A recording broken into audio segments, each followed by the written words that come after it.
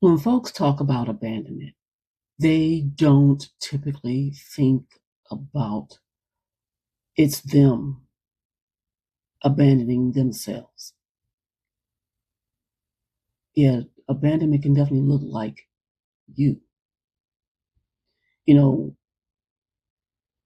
where you're showing up in places, still trying in places, whether that be a relationship or a friendship or work. It shows up in ways or in places where you've been the one doing most of the bending. And that bending, it didn't start as abandonment. It likely started as grace. It likely started as grace in the way that you just let things pass because the timing wasn't right. It looks like grace or started as grace with boundaries that you didn't necessarily enforce. Those boundaries were more than just a little bit porous at times. It can look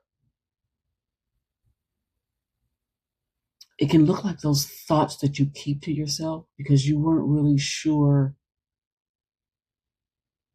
how they would hit. It's just that flexibility, I guess you could say, we give ourselves or we talk ourselves into.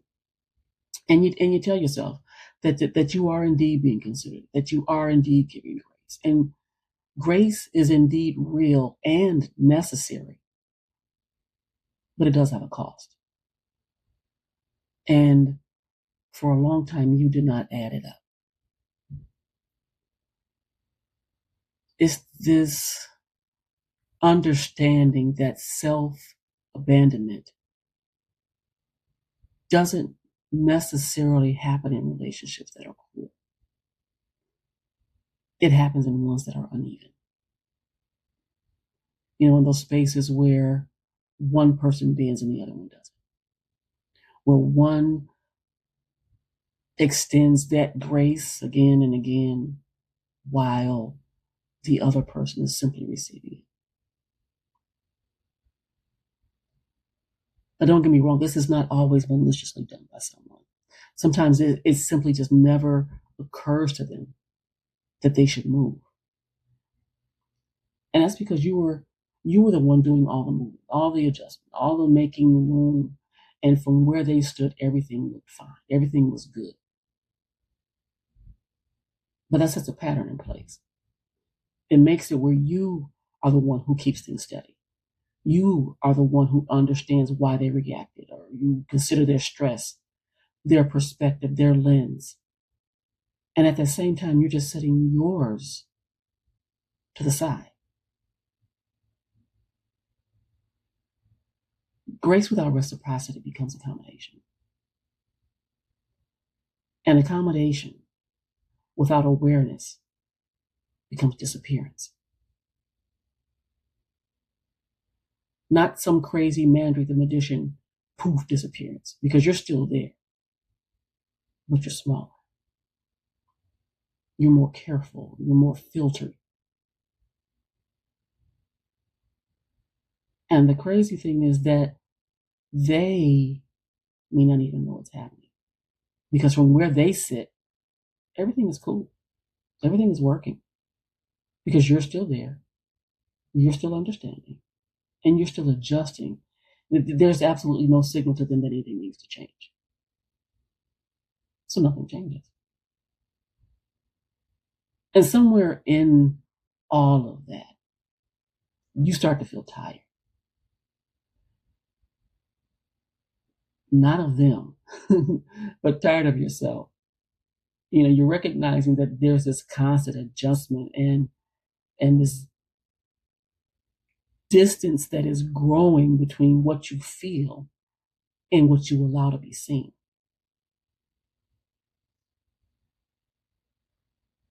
And then it it comes a moment, not necessarily any kind of confrontation. It's just a moment where you notice that you're always meeting them where they are, and they rarely meet you where you are. And it doesn't necessarily mean that you come to this understanding and be mad about it, or that it comes to you in anger or as anger. Sometimes it looks like, excuse me, it looks and feels sad. It feels sad and honest, like you're finally seeing something clearly.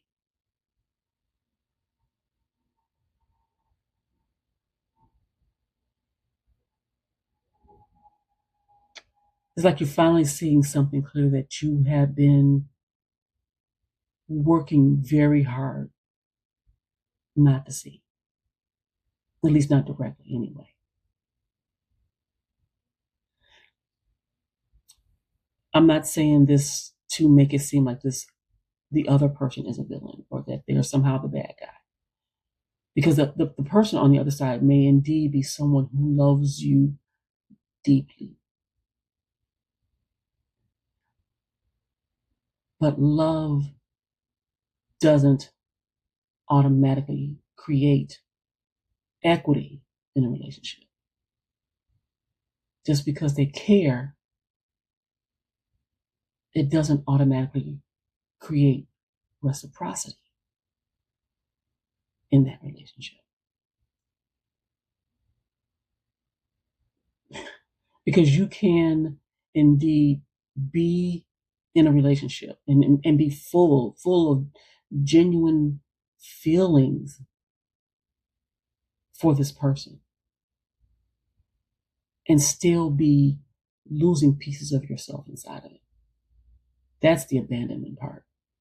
It's not of them, it's of you.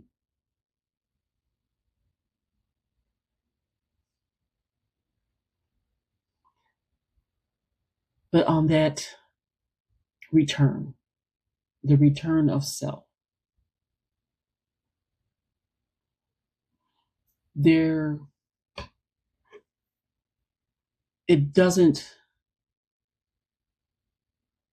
necessarily come with some final understanding of what they put you through. It doesn't necessarily come with some ultimatum that you get, because those things may never come. And waiting for those accommodations keep you in the same place. That return to self begins when you start asking a different question. You're not asking, do they mean well? You're not asking, are they a good person? You are asking, is this dynamic? Is this relationship allowing me to remain whole? And when you actually believe, not just intellectually know, but believe in in the place where your decisions get made, that you deserve what you give freely, then something starts to shift. It's not some lights on, lights off overnight kind of thing, but it does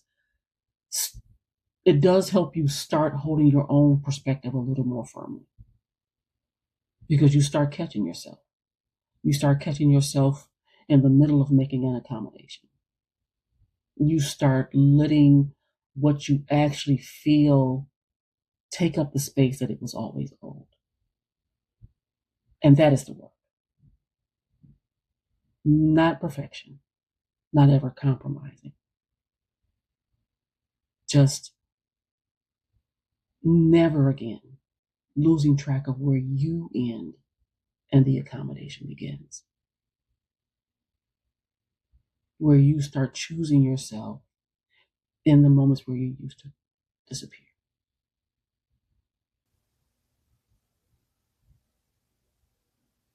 Sit with yourself there and continue traveling.